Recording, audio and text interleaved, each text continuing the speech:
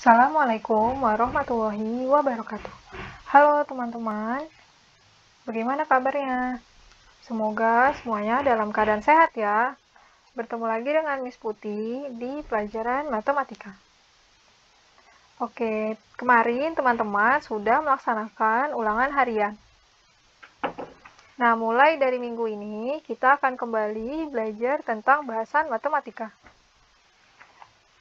Nah, sudah siap kan untuk belajar?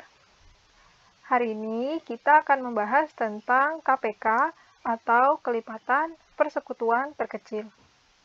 Boleh disiapkan dulu buku tulisnya. Sebelumnya, mari kita berdoa terlebih dahulu. Sebelum kita mulai, mari kita buka dengan bacaan basmalah dan doa sebelum belajar. Bismillahirrohmanirrohim. Robbi zidni ilma warzuqni fahma waj'alni minas sholihin. Amin. Seperti yang tadi Miss katakan, hari ini kita akan mempelajari tentang kelipatan persekutuan terkecil. Mungkin teman-teman sudah mempelajari kelipatan persekutuan terkecil ini di pelajaran Math. Namun, perbedaannya dia menggunakan bahasa Inggris. Hari ini kita akan membahasnya dengan bahasa Indonesia. Sebelum kita mulai, kita lihat dulu apa itu kelipatan sebuah bilangan. Jadi, kelipatan sebuah bilangan adalah bilangan yang merupakan hasil kali bilangan itu dengan bilangan asli. Misalnya 1, 2, 3, dan seterusnya. Maksudnya gimana, Miss? Misalnya kelipatan dari angka 2. Ya berarti hasil dari 2 kali 1, 2 kali 2, 2 kali 3, dan seterusnya.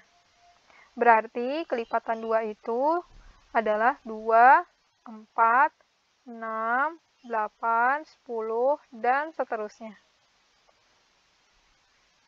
Contoh selanjutnya, misalnya kelipatan 5. Berarti kelipatan 5 apa aja? Mulai dari angka 5, 10, 15, 20, 25, dan seterusnya.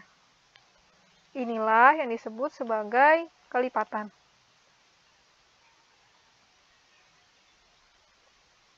Lalu, apa itu yang dimaksud dengan kelipatan persekutuan dua bilangan atau lebih? Mari kita lihat penjelasan berikut. Jadi, jika ada kelipatan persekutuan dari dua bilangan atau lebih, berarti bilangan itu adalah bilangan yang merupakan kelipatan dari dua bilangan atau lebih tersebut. Contoh, misalnya di sini Miss punya soal. Tentukan kelipatan persekutuan dari 6 dan 8. Nah, kita bisa menjawabnya dengan seperti ini. Tadi yang diminta adalah kelipatan persekutuan dari 6 dan 8. Berarti kita tentukan dulu apa saja kelipatan 6 dan apa saja kelipatan 8. Kelipatan 6 berarti dimulai dari 6, 12, 18, 24, 30, 36, dan seterusnya. Hasil ini berarti sama saja dengan perkaliannya ya, yaitu hasil dari 6 kali 1, 6. Kemudian tambah 6 lagi 12, tambah 6 lagi 18, tambah 6 lagi 24, tambah 6 lagi 30, dan seterusnya. Kelipatan dari 8 adalah 8, 16, 24, tambah 8 lagi jadi 32, tambah 8 lagi jadi 40, tambah 8 lagi jadi 48, dan seterusnya. Inilah kelipatan dari angka 8. Lalu, apa itu kelipatan persekutuan? Kelipatan persekutuan berarti hasil kelipatan yang sama dari dua bilangan ini. Tadi ada kelipatan 6, 6, 12, 18, 24, dan seterusnya. Kelipatan 8 adalah 8, 16, 24, dan seterusnya. Kelipatan persekutuannya kita cari yang sama dari kelipatan mereka. Yang sama itu di sini ada 24. Lalu ada 48. Lalu belum ada lagi ya, karena kita tidak meneruskan kelipatannya. Berarti kita bisa tulis kelipatan persekutuan dari 6 dan 8 adalah 24, 48, dan seterusnya. Nah, inilah kelipatan persekutuan. Semoga dapat dimengerti ya, teman-teman. Pertanyaannya, lalu apa KPK itu atau kelipatan persekutuan terkecil? Jadi, KPK itu adalah bilangan terkecil dari kelipatan persekutuan bilangan-bilangan tersebut. Jadi, kalau tadi kita sudah menentukan persekutuan, kelipatan persekutuannya, nah, selanjutnya kita pilih yang paling kecil.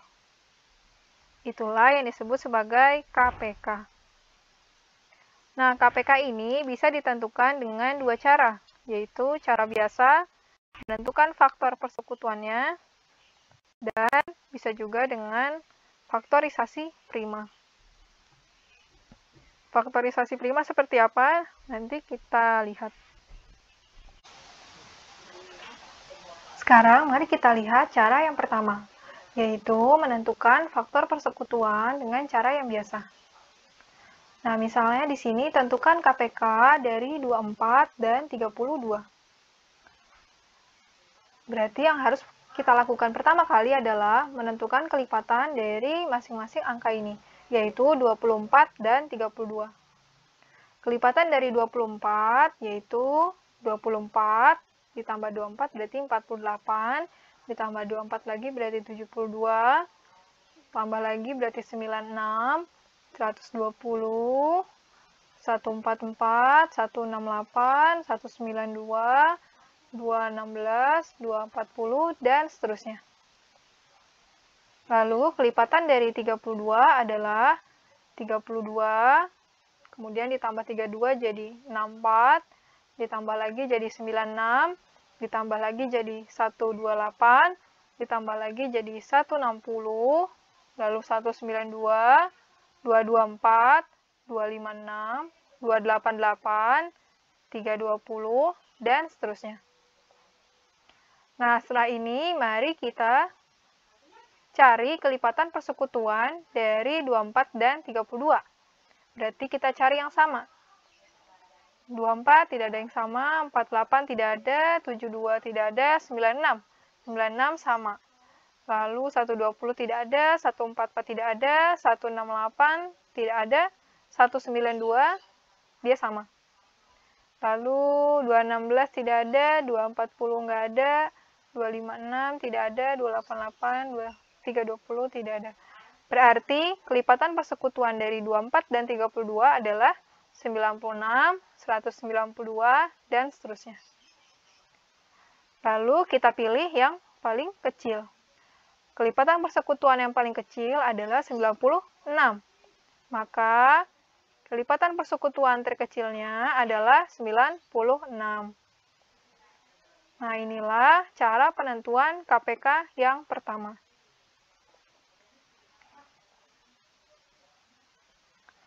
Lalu gimana, Miss, kalau misalnya angkanya besar? Berarti kita harus mencari persekutuannya sangat banyak dan lebih sulit gitu ya mengalikannya. Nah, untuk mempermudahnya ada cara yang kedua, yaitu cara faktorisasi prima.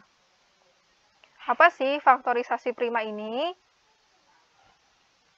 Faktorisasi prima adalah penguraian bilangan menjadi perkalian faktor-faktor prima. Jadi, di faktorisasi prima, kita akan menggunakan bilangan prima. Apa itu bilangan prima? Bilangan prima adalah bilangan yang punya dua faktor saja, yaitu bilangan 1 dan bilangan itu sendiri.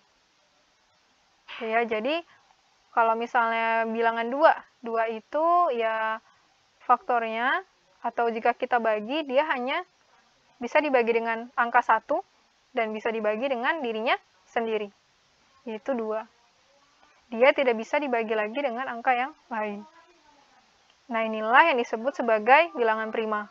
Bilangan prima diantaranya adalah 2, 3, 5, 7, 11, 13, 17, 19, dan seterusnya. Bilangan prima biasanya berupa bilangan ganjil. Nah, bilangan ini boleh teman-teman ingat. Lalu, bagaimanakah cara menentukan KPK dengan faktorisasi prima ini? Mari kita lihat contohnya. Oke, jadi misalnya di sini Miss punya tentukan KPK dari 24 dan 32. Langkah pengerjaannya adalah kita cari dulu faktorisasi prima dari bilangan yang kita cari KPK-nya. Berarti kita cari dulu faktorisasi prima dari 24 dan 32. Oke, caranya adalah membagi angka ini dengan bilangan prima. Mulai dari bilangan prima yang terkecil. Misalnya 2. Jadi 24 dibagi 2 hasilnya 12. Apakah dia bisa dibagi 2 lagi? Kita bagi lagi. 12 bagi 2, 6. 6 dibagi 2 bisa hasilnya 3. Apakah dia bisa dibagi lagi? Nah, jika hasil akhirnya itu sudah berupa bilangan prima, yaitu 2 dan 3 misalnya, itu berarti sudah selesai. Kita tidak perlu membaginya lagi. Berarti, jika kita lihat hasil faktorisasi primanya, yaitu 2, yaitu yang ini, 2 dikali 2, dikali 2, dikali 3. Atau, sama saja seperti 2 pangkat 3 dikali 3. Inilah faktorisasi prima dari angka 24. Selanjutnya, kita cari faktorisasi prima dari angka 32. Maka, kita bagi dia dengan 2, hasilnya 16. Kita bagi dengan 2, hasilnya 8. 8 kita bagi 2, hasilnya 4. 4 kita bagi 2, hasilnya 2. Nah, ini sudah jadi bilangan prima lagi. Maka, faktorisasi primanya adalah 2 dikali 2, dikali 2, dikali 2, dikali 2. Atau bisa juga kita tulis sebagai 2 pangkat 5. Karena tadi 2-nya ada 5. 1, 2, 3, 4, 5. Inilah faktorisasi primanya. Nah, setelah itu, kita lihat faktorisasi apa yang sama dan tidak sama. Di sini ada 2 pangkat 3 kali 3. Di sini ada 2 pangkat 5. Berarti yang sama adalah 2, yang tidak sama adalah 3. Nah, kita pilih faktorisasi dengan pangkat terbesar. Jadi, kita pilih yang 2 pangkat 5. Nah, untuk menentukan KPK-nya, kita pilih dari faktorisasi dengan pangkat terbesar dikali semua faktor yang lainnya. Berarti di sini tadi ada 2 dan 3. Jadi KPK-nya adalah 2 pangkat 5 dikali 3. Ya, seperti ini. 2 pangkat 5 dikali 3. Sama dengan 32 dikali 3. Maka hasilnya adalah 96. Inilah KPK dari 24 dan 32. Bisa dimengerti ya, teman-teman. Oke, semoga bisa dapat dimengerti. Oke, teman-teman, itu tadi pembahasan kita tentang KPK atau kelipatan persekutuan terkecil. Semoga teman-teman dapat memahaminya dengan baik ya. Dan jika ada pertanyaan, boleh bertanya kepada Miss Putih lewat WhatsApp atau Google Classroom. Setelah ini, silakan teman-teman latihan dengan menentukan KPK dari angka-angka ini. Boleh tulis di buku tulis teman-teman, jangan lupa untuk difotokan kepada Miss Putih.